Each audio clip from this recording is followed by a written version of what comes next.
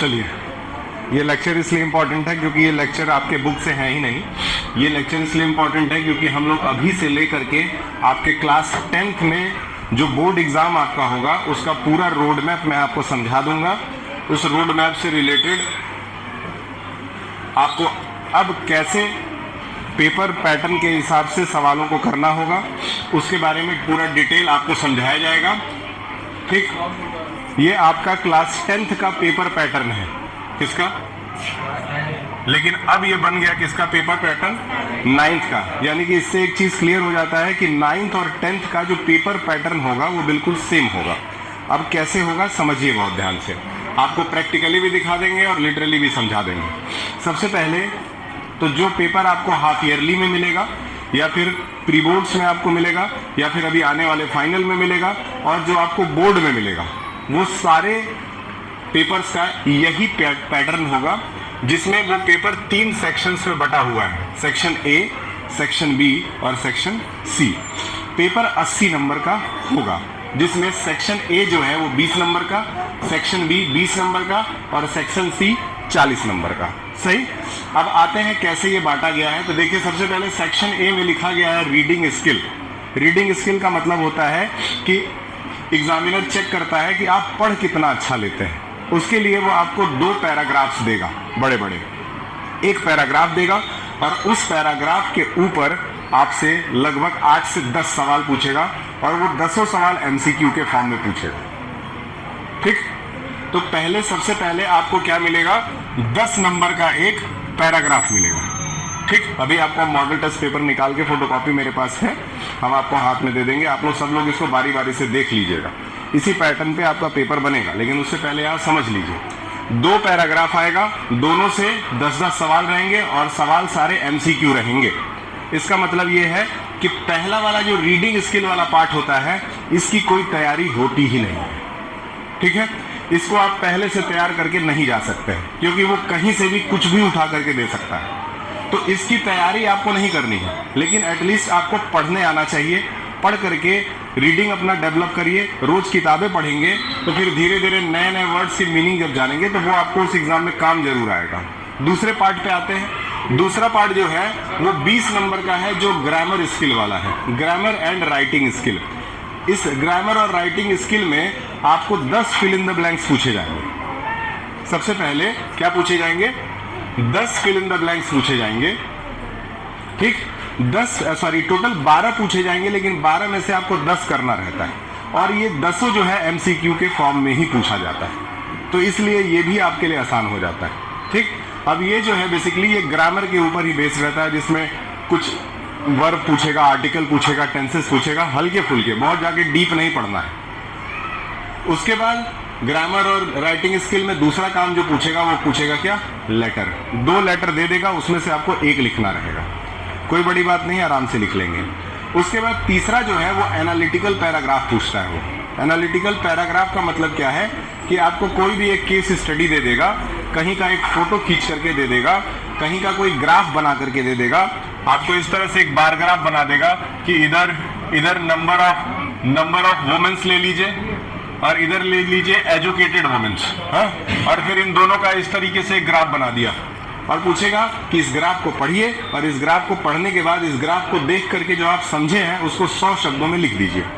तो इसको कहते हैं एनालिटिकल पैराग्राफ। ठीक है, तो इस तरीके से ये पार्ट आपका 20 नंबर का बनता है। ठीक, तो 20 और 20 40 समझ में आ गया। और तीसरा जो है वो सबसे आसान पार्ट है जो कि आप डेली यहाँ आकर के मेरे से पढ़ते हैं कावेरी में। ठीक है, उससे 40 नंबर का वो क्वेश्चन आंसर पूछेगा। क्वेश्चन आंसर वो किसी भी चैप्टर से कुछ भी पूछ सकता है।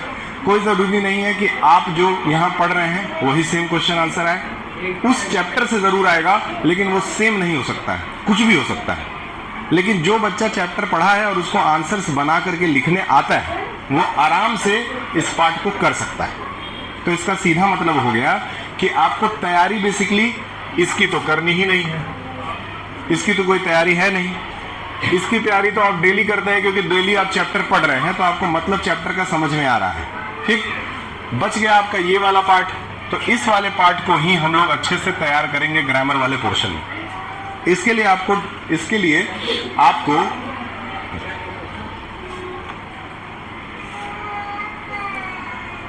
इसके लिए आपको एनालिटिकल पैराग्राफ हो गया या फिल इन द ब्लैंक्स हो गया, इसके लिए आपको एक शीट जो है प्रैक्टिस के लिए दिया जाएगा, वो हर बच्चे को मिलेगा क्लास में। ठीक, मंडे से मिलना शुरू हो जाएगा आपको। यहीं पे आप उसको सॉल्व करेंगे और यहीं सॉल्व करके यहीं पे आप उसको सबमिट करेंगे। फिर एक दूसरे में वो शीट ट्रांसफर हो जाएगा और मैं इधर से आंसर बोलूँगा, आप ही एक दूसरे की कॉपी चेक कर देंगे और फिर उससे हम लोग मार्क्स निकाल लेंगे। समझ में आया? तो ये आपका पेपर पैटर्न है, यही आपका पेपर है। ये 2026 का आपका बोर्ड का जो पेपर है ये यही है और इसी तरह का पेपर आपका आएगा। आप बारी बारी से इस पेपर को देख सकते हैं।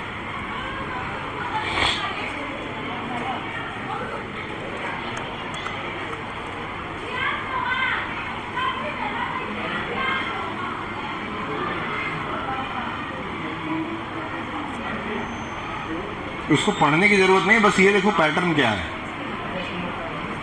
2 पैराग्राफ आया, 2 पैराग्राफ के नीचे एमसीक्यू सवाल है। ठीक है, चलो और सेक्शन बी देखो।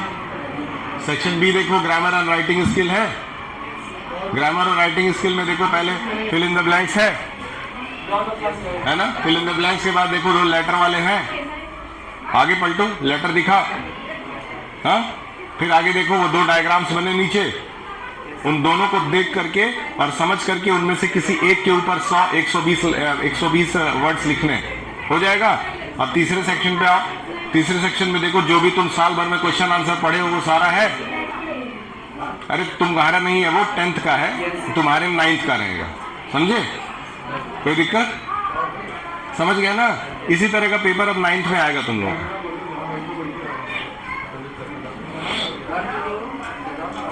शुरू का 20 नंबर एमसीक्यू है।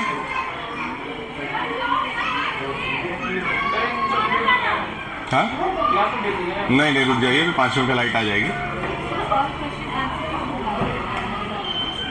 हाँ,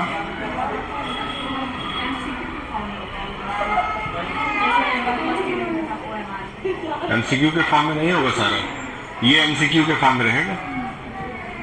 इसमें कुछ हिस्सा एमसीक्यू के फॉर्म में रहेगा। अब लेटर राइटिंग है, वो तो एमसीक्यू नहीं हो सकता है ना। पैराग्राफ राइटिंग एमसीक्यू नहीं हो सकता है।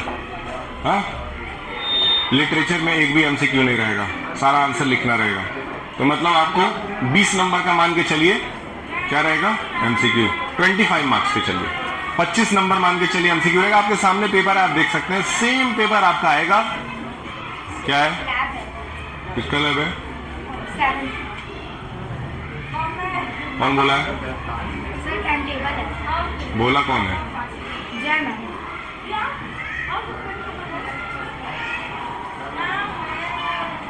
लैब है, बहुत अच्छी बात है। इंग्लिश की बुक लेके आइए, जाइए। लैब ही चलेगा आपका, लेकिन इंग्लिश की बुक के साथ। इंग्लिश की बुक लाए? हाँ, पेपर देखिए, बताइए। सर इंग्लिश में चैप्टर 4 तक आएगा। चैप्टर 4 लिटरेचर आपको पहले ही लिखवाए थे हाफ ईयरली का पोर्शन। दिखाइए, यहाँ से देखा करिए, फर्स्ट पेज पे पोर्शन।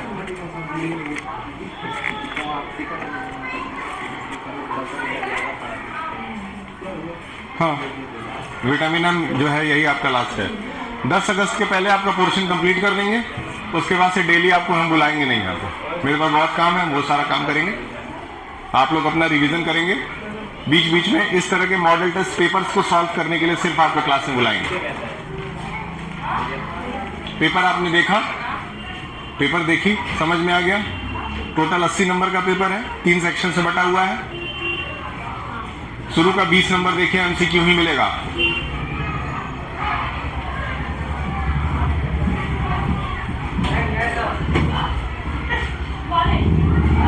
ये पेपर देख करके आपको एक चीज समझ में आ गया कि जो बचपन से नाउन, प्रोनाउन, एडवर्ब, एडजेक्टिव ये सब आप रटते थे, विल के साथ सेल लगता है, सेल के साथ ही लगता है, ये सब A to Z बिल्कुल इसका कहानी खत्म कर दी। अब ये सबों की कोई ज़रूरत नहीं, बस ग्रामेटिकल स्किल, मतलब कि सेंटेंस पढ़िए, सेंटेंस के साथ आपका ऑप्शन है, जो वर्ड मैच कर रहा है फिट करिए, बात खत्म। वही अभी बता रहा, देखो दो तुमको डायग्राम्स नजर आ रहे हैं, उस डायग्राम को ध्यान से देखो, उस डायग्राम में क्या दिखाया गया है, ठीक है, समझाते हैं। लाइए देखिए, पहला डायग्राम दिखाते हैं आपको। पहला डायग्राम जो है उसमें पढ़ते हैं, कह रहा है 2 बार graphs below shows the number of books borrowed from the central library during the month of January to April by the students and teacher। ठीक है, कह रहा है कि इसमें हर बार ग्राफ में जनवरी में देखिए 2 लाइनें हैं, इसमें पता चल रहा है देख करके, एक लाइन जो है वो स्टूडेंट्स के लिए है और एक लाइन जो है वो टीचर के लिए है। ठीक है, तो जनवरी का महीना अगर देखा जाए तो जनवरी के महीने में बच्चों ने ज़्यादा किताबें ली हैं, टीचर्स ने उससे कम ली हैं।